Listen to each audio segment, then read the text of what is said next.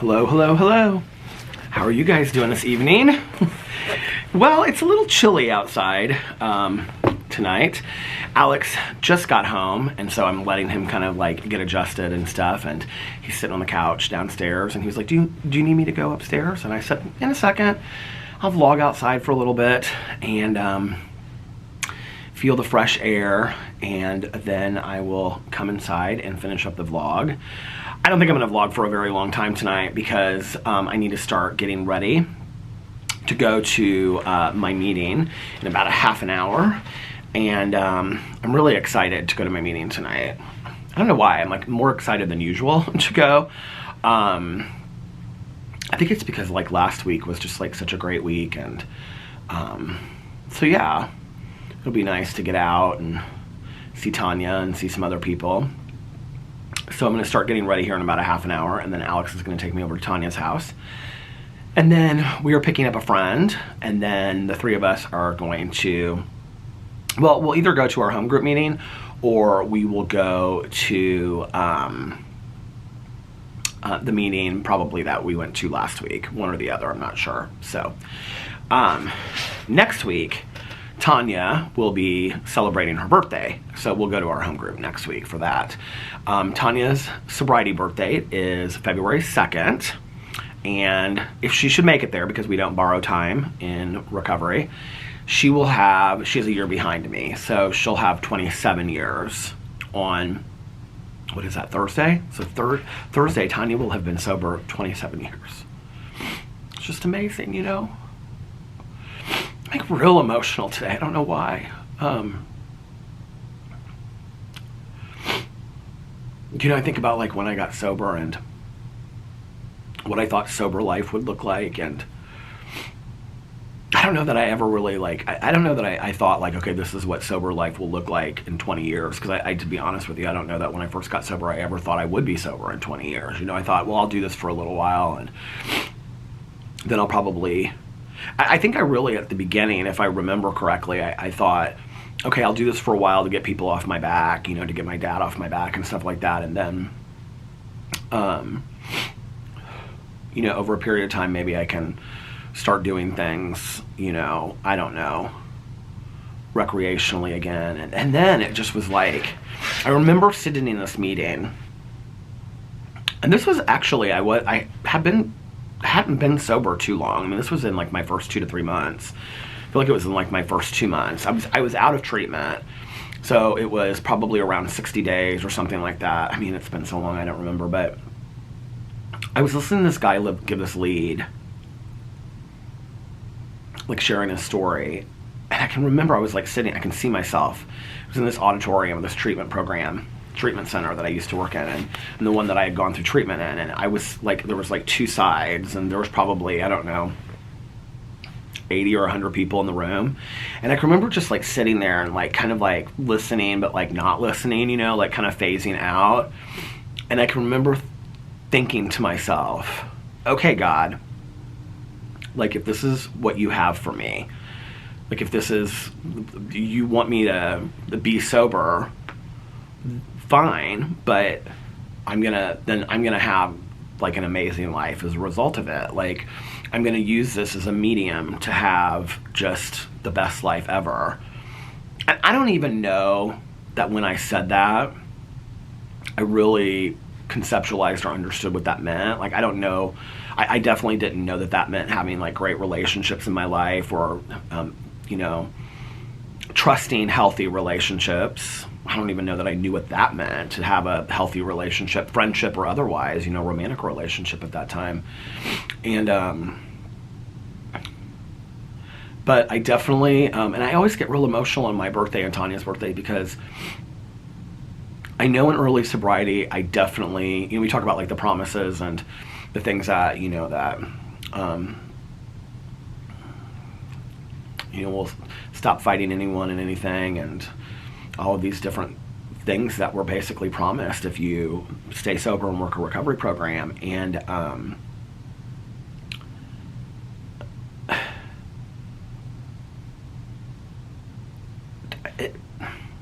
I was never promised that I would have the greatest friend that I've ever had in my entire life, you know? Like, that was not something that I thought would come along with all of this. That, you know, 28 years later, I'd be so excited to see my friend on a Tuesday night, you know? Like, I never thought that.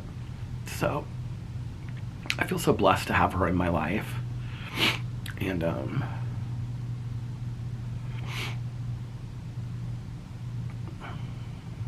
you know, it's interesting because, so I did this video the other day on my, I don't know, it wasn't yesterday, I think it was the day before or something like that, on my Peterisms channel. Somebody asked me what I thought about California sober. And I must have done like a video like about it like a long time ago, because somebody had taken this video of that I did talking about California sober, but like they cut it up and then they like posted it on, I think it was Instagram or Twitter or something, but then they posted it as like an example of like people talking about recovery and whatever. But they like cut it up so much that really like, they really took the meat and potatoes out of what I was saying in there.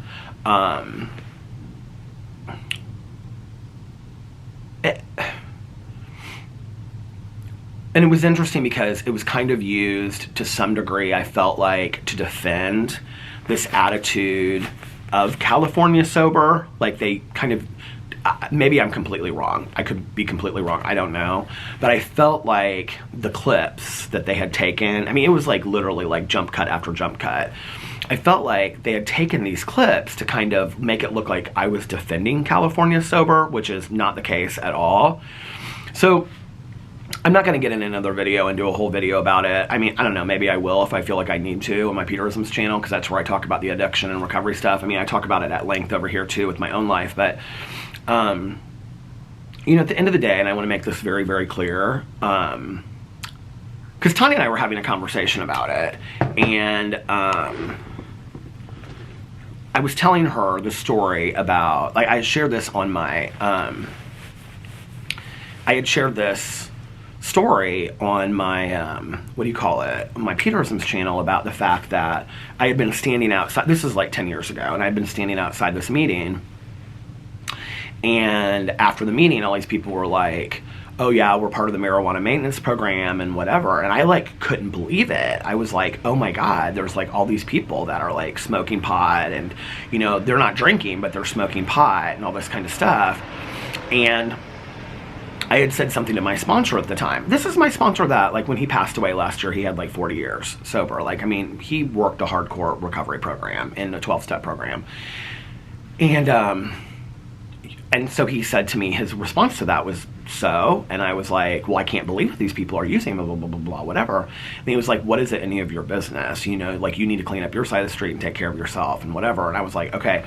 And so I was explaining that, because I was saying that my attitude is that, and I know what I'm about to say is going to ruffle some feathers, okay? So I'm completely prepared for that.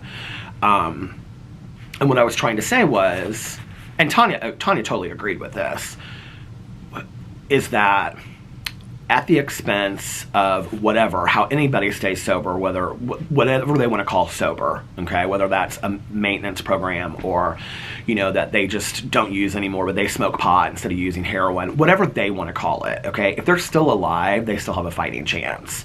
And I want people to stay alive. Like, I just don't want any more people to die as a result of overdoses, right?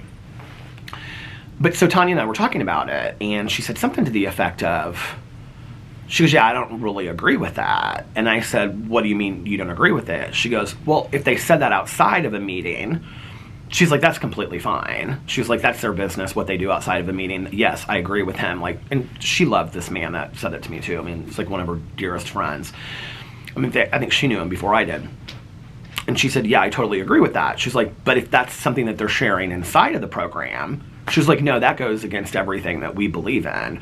And I said, oh yeah, 100%. And so I want to make this very, very clear, because I think that this is important, and I don't want to, you know, like, I feel like I sometimes walk a fine line with this, because I don't want to offend people out there that a 12-step program wasn't for them, or, that they're doing things in different ways and whatever. And it's not that I don't believe it, because I do believe that there are different ways that people can get sober, and do you, okay?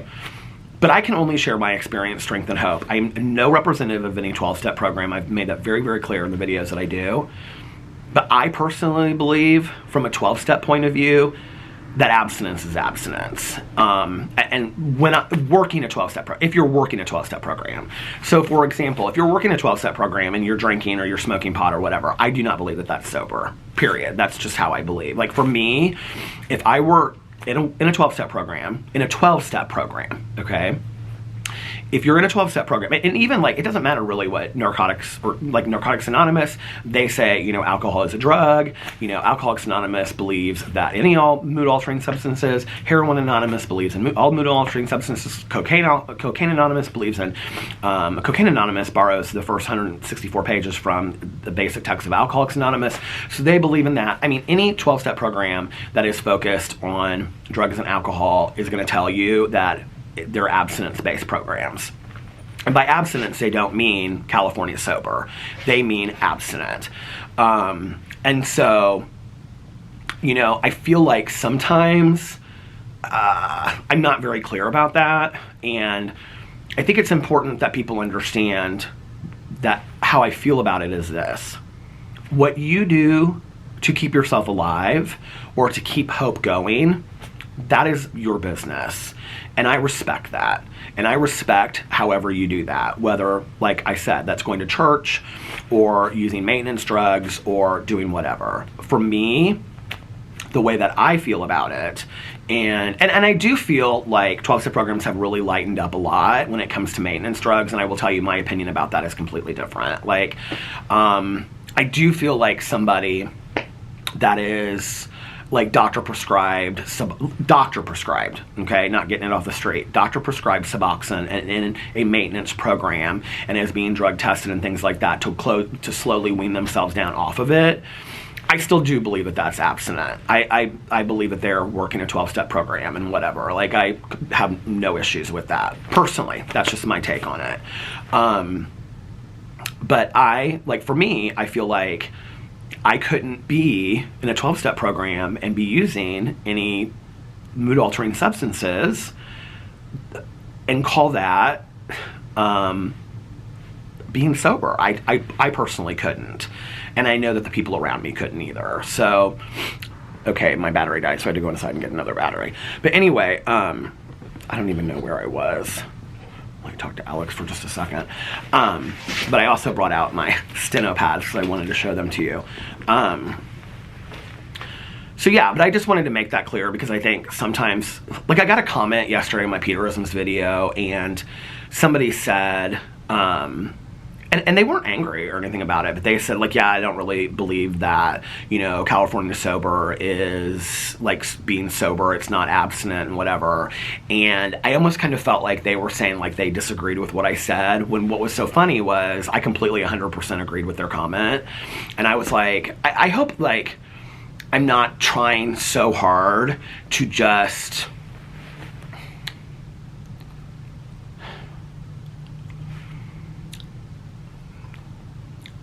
it is so important to me that the addict and the alcoholic that is still suffering out there still has hope at the end of the day, that they can stay sober, that I wouldn't want to turn anybody away and say, there's been tons of people that have come into 12-step programs, and haven't gotten it. Hell, it took me several times before it, stuck with me.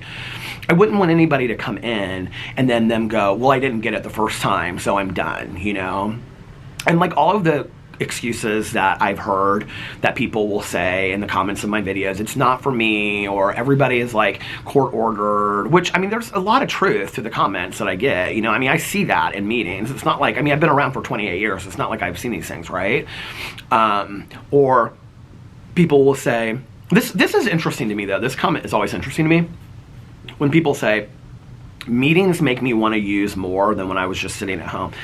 That's never been the case for me. I've never gone to meetings when, like, people, because I will say that the majority of the meetings that I have gone to in my life have never been meetings where people are just, like, talking about, like, drug history stories. Like, that's kind of, like, it's kind of poo-pooed a little bit in recovery. Like, you don't go into meetings and just go, yeah, and this like one time when I was like tripping balls. Like, that's not like what meetings are like. I don't know what people's perception is, but you know, like the meeting that we go to tonight, like we like split up into groups, and those groups talk about steps 4 through 12. Like, if somebody brought up and was like, yeah, like I'm like tripping balls and blah, blah, blah, blah, blah, whatever, and this one time this and this one time that, and yeah, and like, oh my God, and like alcohol. I mean, we would probably turn that into like a first step meeting and talk about like the powerlessness over, you know, alcohol and our lives being unmanageable as a result of that, and then share, you know, like, yeah, I used to have those feelings too, and this is what got me through it and whatever. But like, we wouldn't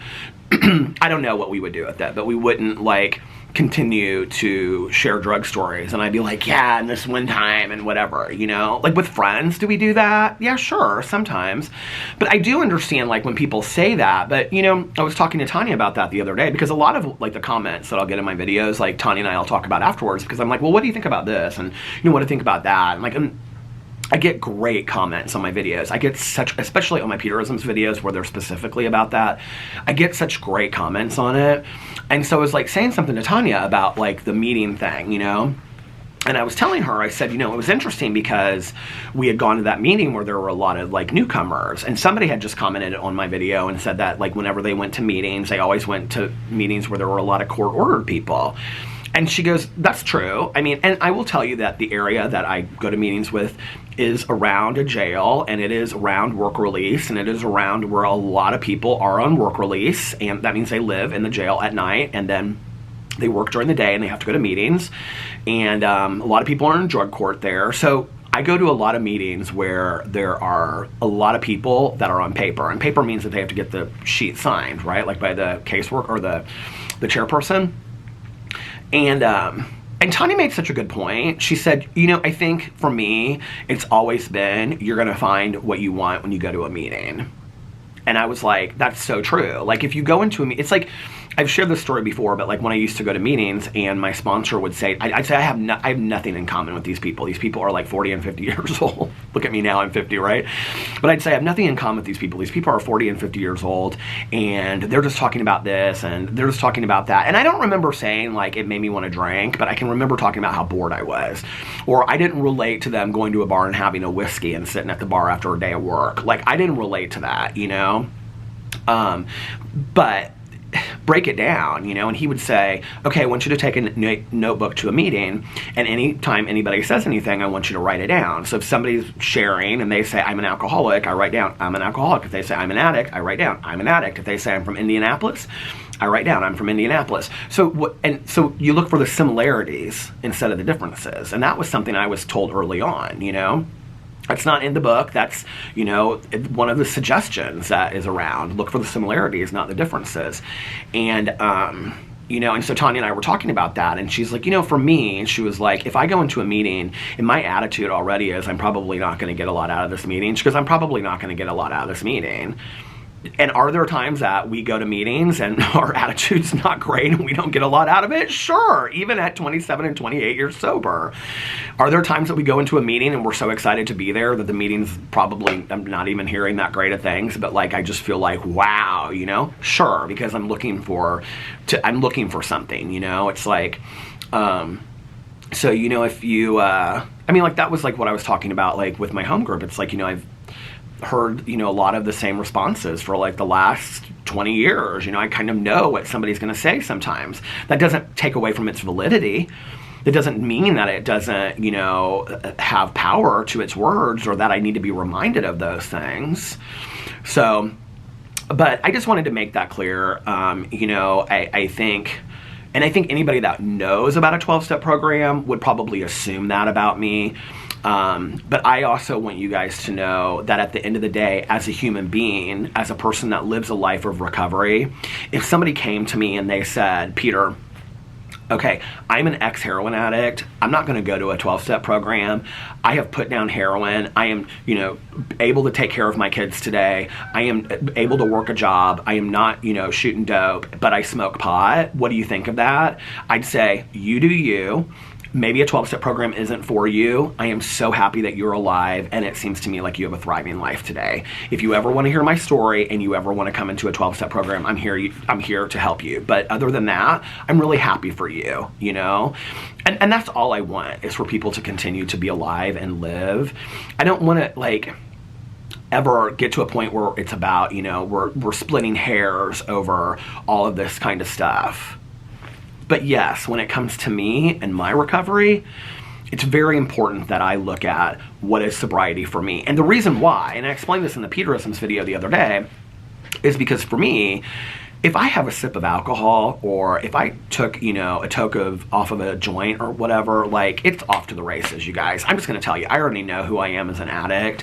I mean, when it comes to whatever, you know, whether it comes to food or shopping or whatever, you know, and it's like, one is too many and 1,000 is never enough. And when I start using or drinking, it's like the physical craving and then the mental obsession. And the mental obsession is what really kicks in. And so it is, you know, all of a sudden, I have this taste of alcohol. And whether that mental obsession starts, I mean, it's like, okay, I gotta have this, I wanna have that, I wanna have that. Whether I then go through with it the next hour, the next day, the next month, the next year, eventually it's gonna happen. And I know that about myself, you know? So I'm not the person that, I don't believe that I'm the person that could just go to smoking pot. I will tell you, and it's been hard, because when we have started to see, like, the decriminalization of marijuana and it being, you know, like, legalized and things like, it's been hard for me to sit back and watch it, because I loved smoking pot, you know, I loved it. But I also know this about myself. 28 years ago, I smoked pot all day, every day. Today, if I started smoking pot, I'd smoke pot all day, every day. And I don't want that to be my life. You know, and I don't judge anybody that does it. I've got lots of people in my life that smoke pot, you know, and are successful at it. And I have a lot of people in my life that, you know, eat gummies and whatever. And I'm like, okay, and it's for you. You know, I ask people not to smoke pot around me, and whatever. And if they're on gummies, you know, like, I don't want to be doing something socially just one-on-one with somebody when they're doing, you know, eating a gummy or whatever. That's not fun for me, and I feel like it's a little disrespectful. But other than that, like, I don't judge them. Like, do you know what I mean? Like, but that won't work for me, you know, and it just won't. And I know that, you know, it's the same reason why pills are so scary, or anything is so scary, you know. I don't know. So there's a lot that goes into this kind of simple notion of all of it, but I wanted to make that clear, because I think sometimes people that watch my videos that are in recovery and do work 12-step programs are kind of like, so Peter's not really talking recovery, right? Like, he's not. But I do, like, in my everyday life, like, that's what I believe for myself.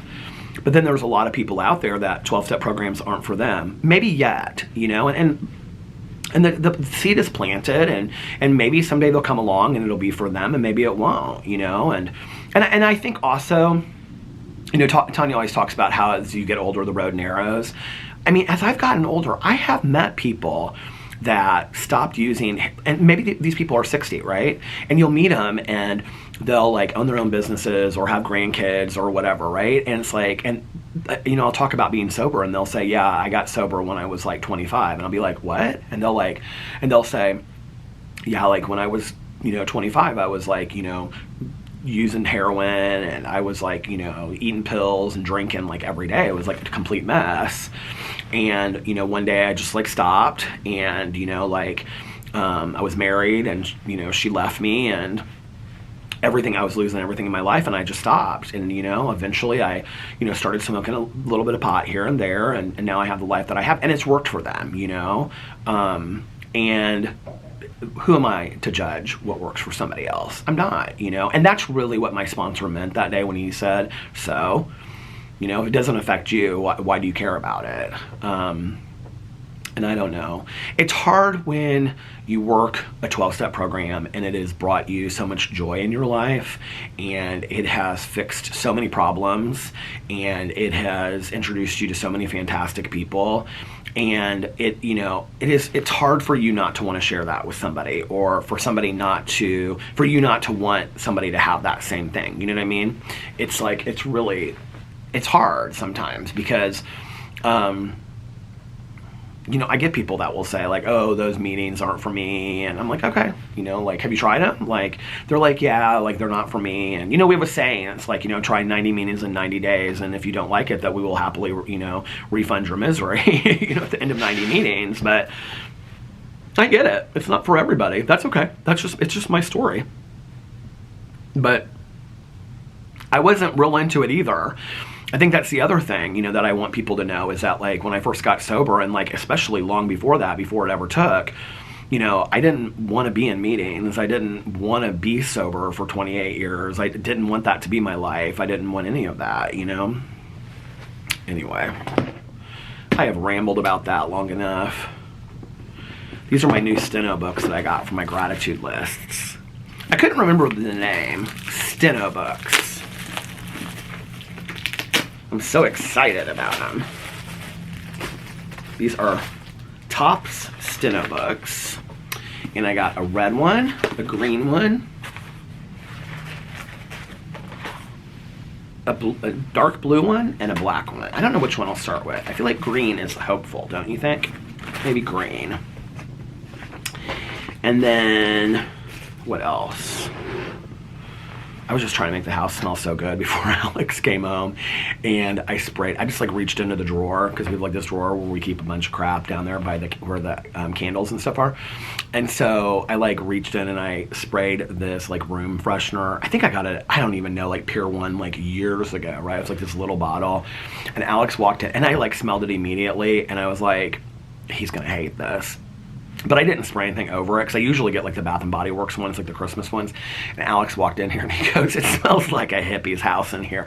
And I was like, it does kind of smell like a hippie's house. It kind of reminded me of that Nag Champa incense, which I used to love back in the day, but he didn't like it so much.